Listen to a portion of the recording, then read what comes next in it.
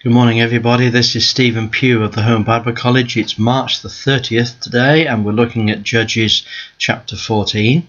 And we have the beginning of Judges of the life of Samson as he begins to judge Israel. He judges Israel for 20 years. And it says, first of all, it says in verse 1, Samson went down to Timnath and saw a woman in Timnath of the daughters of the Philistines. And he came and told his father and mother and said, Look, I've seen a woman in Timnath of the daughter of the Philistines. Now therefore get her to me for wife. His father and mother said, Is there not a woman amongst the daughters of your brethren, amongst all your people, that you go down to wife of an uncircumcised Philistines? Samson said to his father, Get her to me, for she pleases me well. Now his father and mother did not know that it was of the Lord that he sought an occasion against the Philistines, for at that time the Philistines had dominion over Israel. So Samson was looking for close contact with the Philistines. You know, when we think of the other judges, we find them to be captains over the army of Israel. They are leaders of the army of the Israelites. So Jephthah and Gideon and so on against the Midianites. But you know, in the case of Samson, he was a one-man army, all in his own right. And he was looking for closer contact with the Philistines. In fact, he was looking for an opportunity to bring about the judgment of God upon them. But he had to do it in a way whereby it was justice. He had to do it in a way in which he couldn't be accused of sinning. It was always going to be a vengeance of the Lord against them. So Samson went down with his father and mother to Timnath and came to the vineyards of Timnath, and behold, a young lion roared against him. His father and mother weren't there. And it says, the Spirit of the Lord came mightily upon him, and he rent him as he would have rent a kid. And he had nothing in his hand, but he didn't tell his father and mother what he'd done. This is a wonderful thing. And in fact, my password for today is that phrase, the Spirit of the Lord came mightily upon him. Here was a man of Israel, who God empowered by his Spirit in a mighty, mighty way for physical strength, and he was able to kill a young lion there and then. And after a time he returned to take his wife, and he turned aside to see the carcass of the lion, and behold, there was a swarm of bees and honey in the carcass of the lion. And he took thereof in his hands, and he went on eating, and came to his father and mother, and he gave, and they did eat as well, but he didn't tell them where the honey had come from. So his father and mother went down to the woman, and Samson made a great feast, for that was what was the custom for the young men to do in those days. And it came to pass when they saw him, that they brought 30 companions to be with him. And Samson said unto them, I will put forth a riddle, if you will certainly declare it to me within 7 days of the feast, and find it out, then I will give you 30 sheets and 30 changes of garment. But if you can't declare it, then you must give me 30 sheets and 30 changes of garment. And they said to him, Put forth thy riddle, that we may hear it. And he said unto them, Out of the eater came forth meat, and out of the strong came forth sweetness. This riddle, you may know, is on the outside container of the Tate and Lyle syrup. It's a picture of the lion lying with the honey and with the bees flying around. So if ever you see a Tate and Lyle syrup container, you'll see that the image is there. And also the quotation, out of the eater came forth meat, and out of the strong came forth sweetness. And they could not in 3 days explain what the riddle was. Now the Jews loved riddles. They loved riddles, and and they would never have found out this riddle if they hadn't have used subtlety, if they hadn't have used underhand means. And of course Samson knew that. He knew that if they cheated him, then he would have a means whereby he would then be able, in justice, to be able to wreak revenge upon them. And they spoke to Samson's wife, because she's his wife now, and they said, entice your husband, that he may declare to us the riddle, lest we burn you and your father's house with fire. Now, she was very much afraid. These were not nice people at all. And so she came to him, and she said to him, she wept in front of him. She was weeping because of what they would do to her and her father's house. And she said, you hate me, don't you? Because you don't love me, because you put a riddle unto the children of my people, but you didn't tell me what the riddle meant. And I've not, and Samson says, I've not even told anybody. I've not even told my mother and my father. So shall I tell you or anybody else?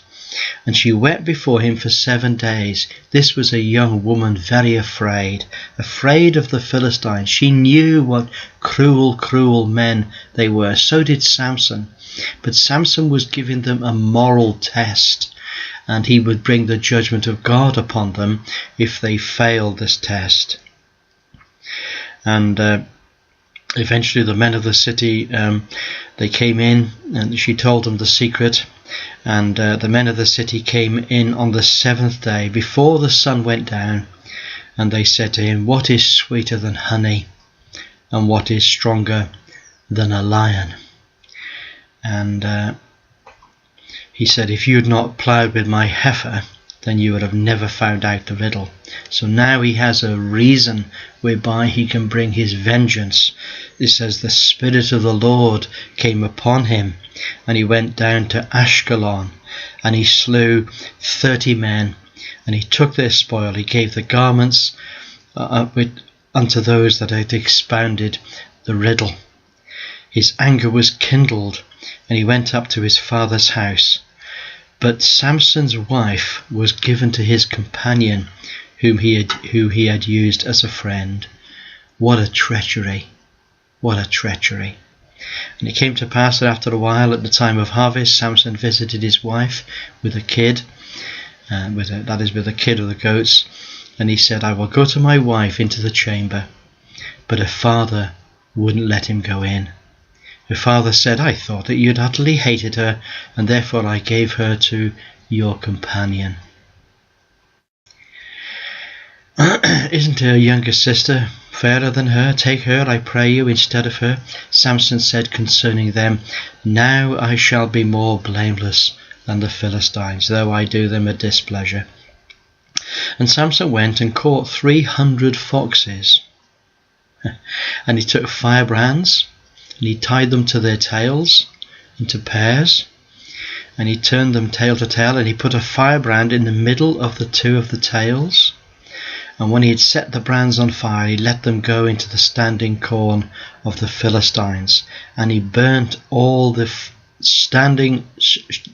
he burnt up both the shocks and the standing corn, and the vineyards and the olive groves. He totally destroyed the Philistine harvest. Then the Philistines said, who's done this? And they all knew that this was Samson, the son-in-law of the Timnite, because he had taken his wife and given her to his companion. And the Philistines came, and they burned her, and they burned the father with fire. This is incredibly cruel. Samson said unto them, though you have done this, yet I will be avenged of you, and after that I will cease. And he smote them hip and thigh with a great slaughter. And then he went down and dwelt in the top of the rock Etam. The Philistines went up. And pitched in Judah, and they spread themselves. And the men of Judah said, why have you come up against us? And they said, we've come to bind Samson, to do to him as he has done unto us. You see, here was an escalation, and God in righteous judgment was escalating this war, this one-man war, and he was going to bring great judgment upon the Philistines through this one man, Samson. 3,000 men of Judah went to the top of the rock Etam and said to Samson, "Do you not know that the Philistines are rulers over us? What is this that you've done?" And he said, "Well, just swear to me that you won't touch me. You can bind me, but you mustn't touch me." So they said, "We swear we won't touch you." And the Philistines shouted against him, and the Spirit of the Lord came mightily upon him. And the cords that were on his arms became like flax that was burning in the fire, and his bands loosed off his hands. And he found a new jawbone of an ass, and he put forth his hand and took it and slew 1,000 men with it.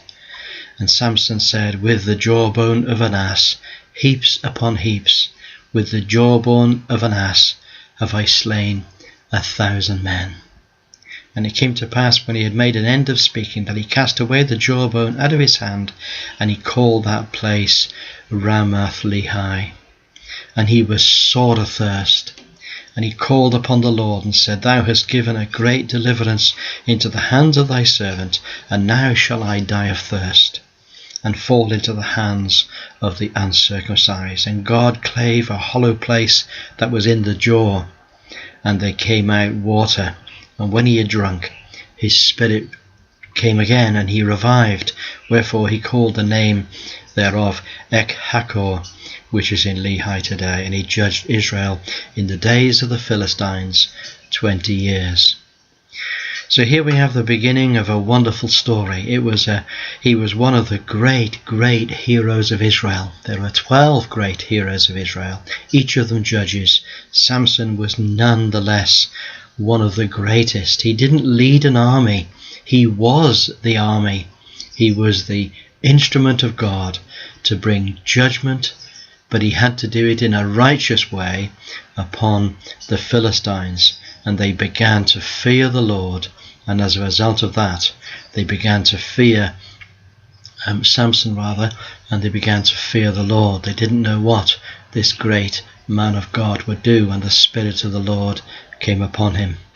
So there's my thought for the day. Look forward to speaking to you again tomorrow. Have a wonderful day. Bye for now.